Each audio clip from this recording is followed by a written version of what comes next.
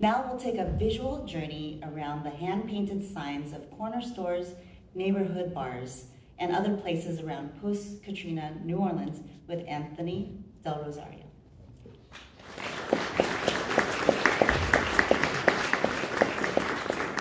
Hi, I'm Anthony, sprouted in Memphis, bloomed in New Orleans, where I currently work for Tulane University in the libraries, and also opened up my own gallery and studio. So my journey begins shortly after Hurricane Katrina. Come back in town, kind of depressed and in a funk after seeing what's happened to the city, and my relationship had broken up. So just needing something to do and get out of this funk. My friend Chris Kirsch had been in town a little bit longer than I'd gotten back. He had a Vespa where he's scooting around town, taking pictures of things. He was born and raised there, so he was really moved by what had happened post-Katrina.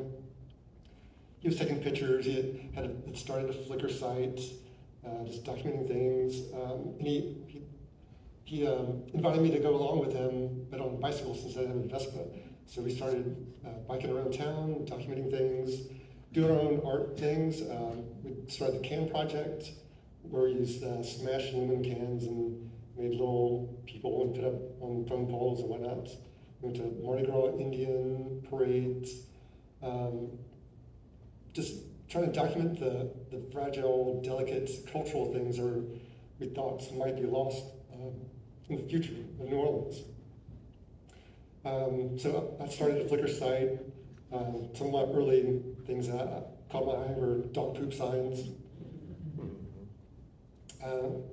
Other things we noticed around town was the street art and graffiti. Some of the big names we ran into, started seeing around and trying to find in abandoned buildings and whatnot is Reader.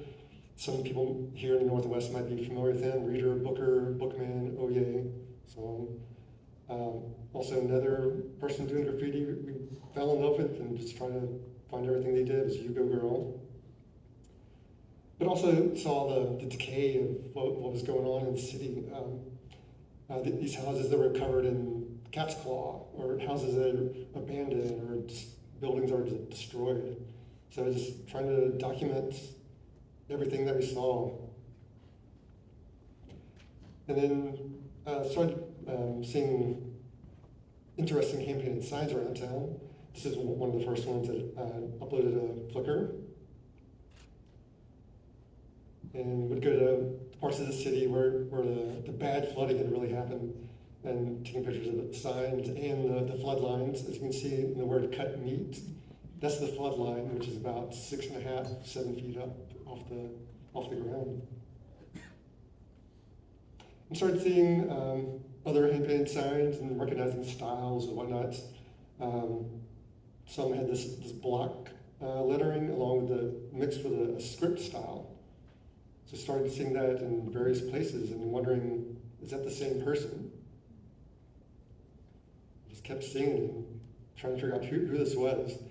And finally, one day after work, I was biking back home from Tulane, passed by this wall, and noticed there were some artists' names there.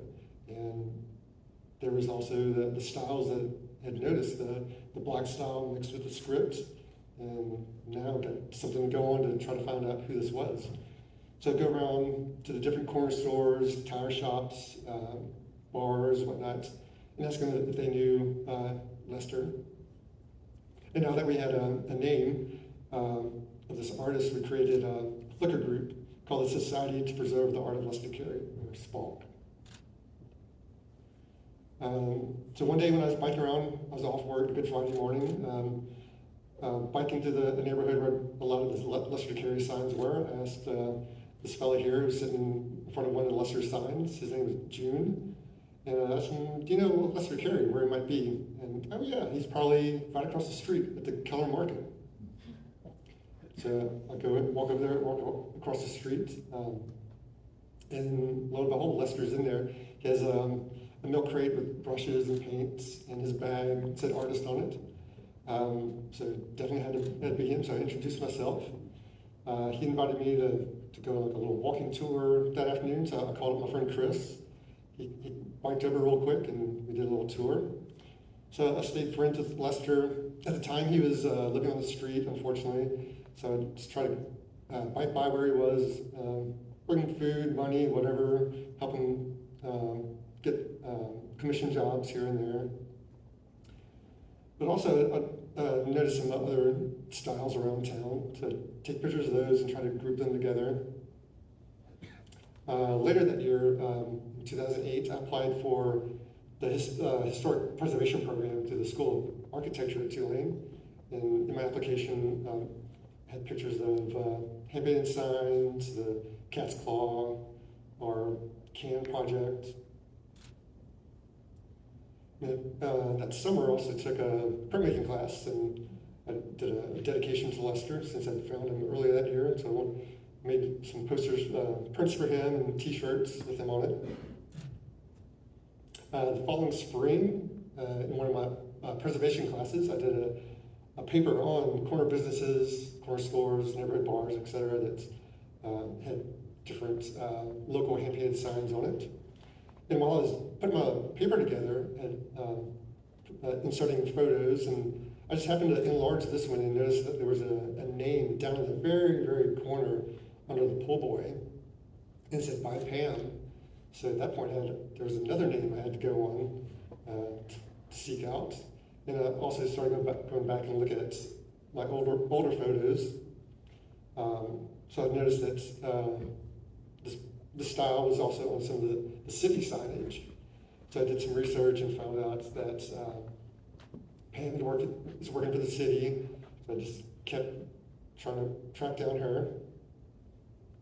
And I seen a third style that it had collected in my photos.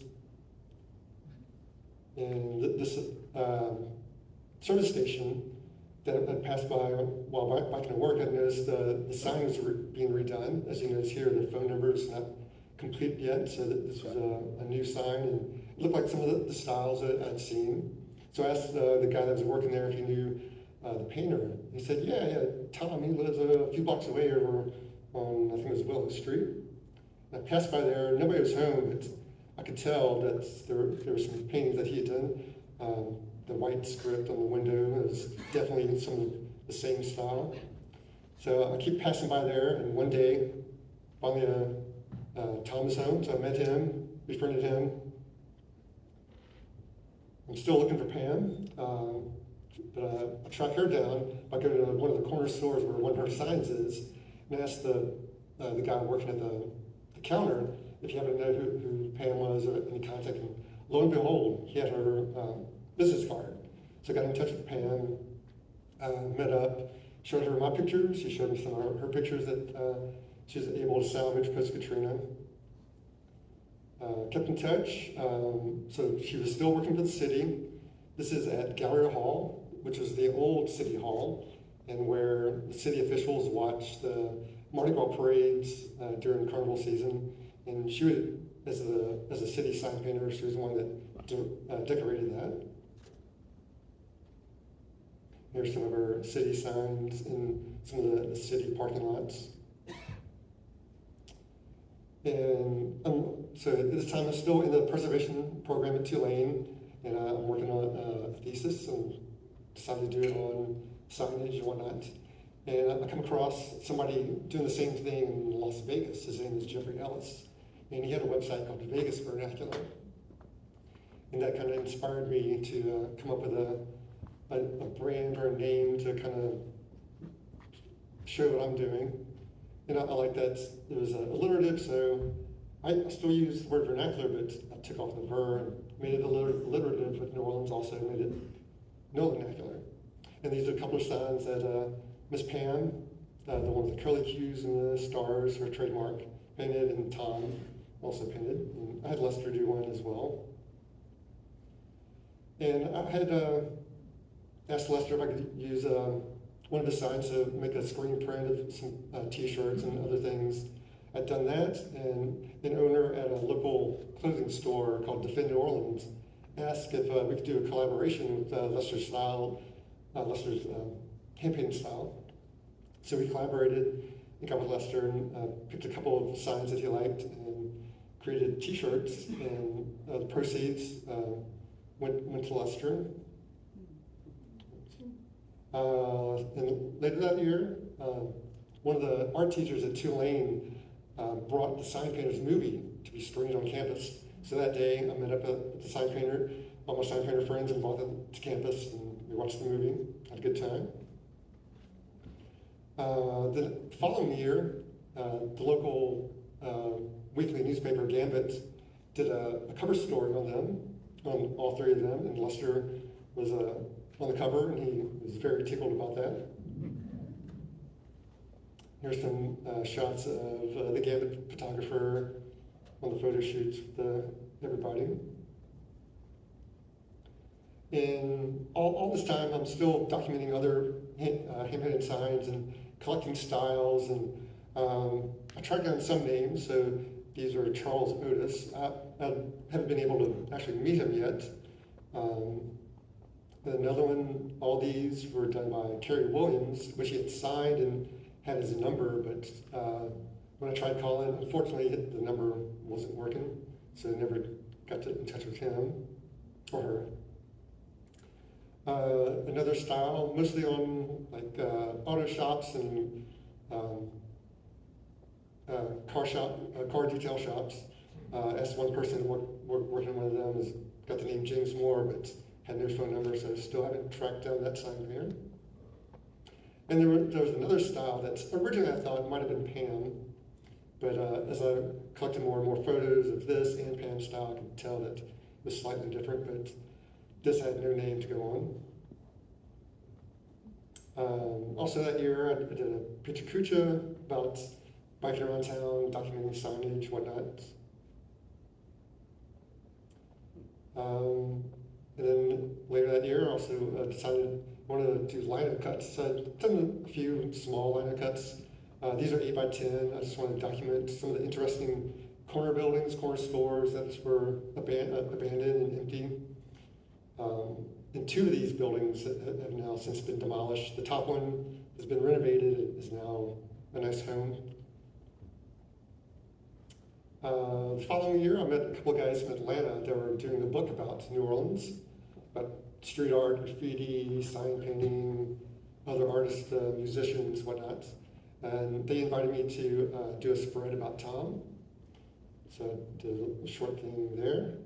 And they also invited Tom to do painting of their logo for the release party that they had that year. And I continue to be stay friends and stay in touch with all three of the sign painters and seek commission jobs for them. So these are all signs that Miss Pam did. There's some that Mr. Tom and Lester did. And often biking around town, I just happen to run into them while they're doing their thing, painting, up on a ladder or by a store somewhere. And one time when I ran across Lester, I met John Cannon, who's the other name on the wall where I originally found Lester's name. Also met Lester's sister, and there's June again. Some different things, pictures of Lester with himself on a t-shirt I made for him. And he'd like to sit on the street with his buddies, and he'd often make these signs of his musings that I really enjoy the cell phone's modern day earache. And at some point, for some reason, I was watching a juvenile video, and I noticed that there was the Lester Carey, a different Lester Carey wall in the background from the same area, but just a different wall. So I started watching other bounce videos and trying to see what's in the background. And these three already had those exact walls or doors photographed. And unfortunately, in 2017, Lester passed. He was a veteran with the Army Reserves. And later that year, I did my first art show, half dedicated to him and half dedicated to the cat's claw, the vines that take over the houses around town.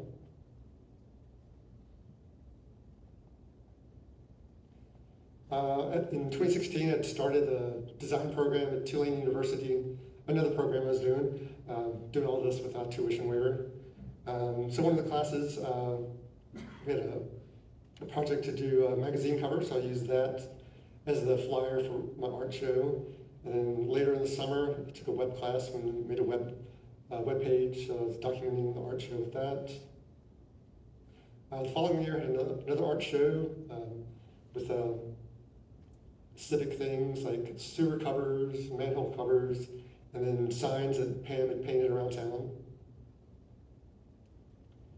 In 2018, I'd run into a friend at some show, Stephen, and he asked if I was interested in collaborating with a typeface with the Lester style. And luckily, a few years before Lester had passed, I had him write out the alphabet, because that was something I'd wanted to do, but never took the time to learn how to do a font and whatnot in computer typeface. That was before I started doing the design program.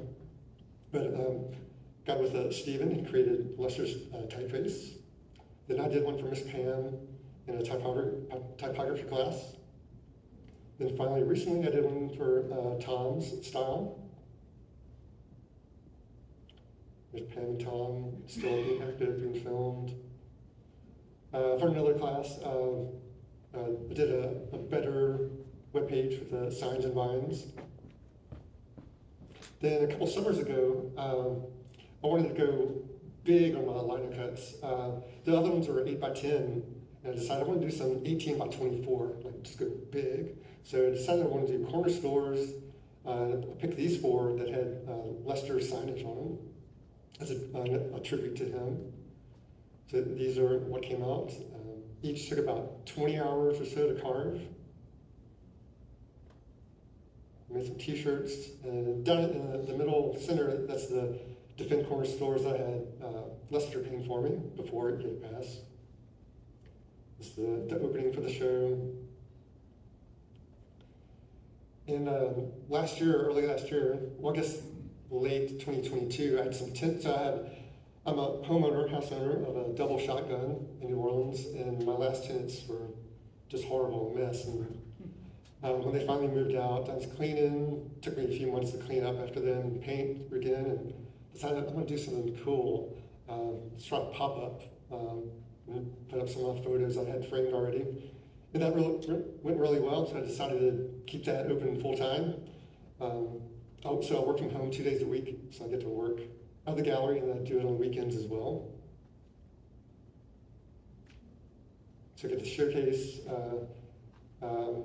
my documenting of photos, signs, my corner store prints. I have some things that Miss Pam has painted. Another room is a gallery space that changes every month or so. And the first show was a show with one of the street artists I've met, or had documented years and years ago and met. And for that, we did a collaboration. This is based on the Chicken Mart, one of the big prints. This is a smaller version.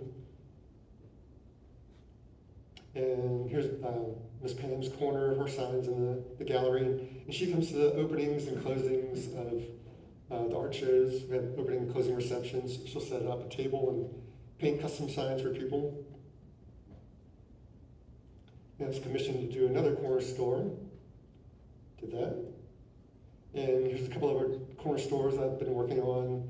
Some liner prints. The top one has signs that Tom did, and the bottom was the rainbow, the market where I found Miss Pam's card through the owner there. For a typography class that I took for a second time, just because there was a different teacher teaching it. You might know Nikita Prokov, who's teaching online. So one of the projects was to do a script. So I used Vernacular and used Lester's script style as a basis for that. And then finally, last December, I put on a typeface design exhibition, and showcased the typefaces that I created from Pam and Tom and that Stephen had done for Lester. It, laser cut some letters, printed that to the typeface design exhibition poster on your left there. That was all printed with laser cut letters that I've made from the typefaces that were created. And that's 20 minutes.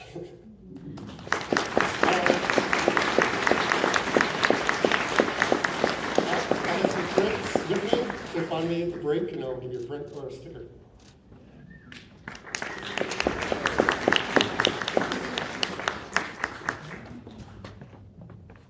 Thank you, Anthony, for giving a voice to the language of the streets in New Orleans. So heartfelt. All right, so far I'm loving all this documentation, research, and of course the lists around the human hand, and I hope you'll share some of your discoveries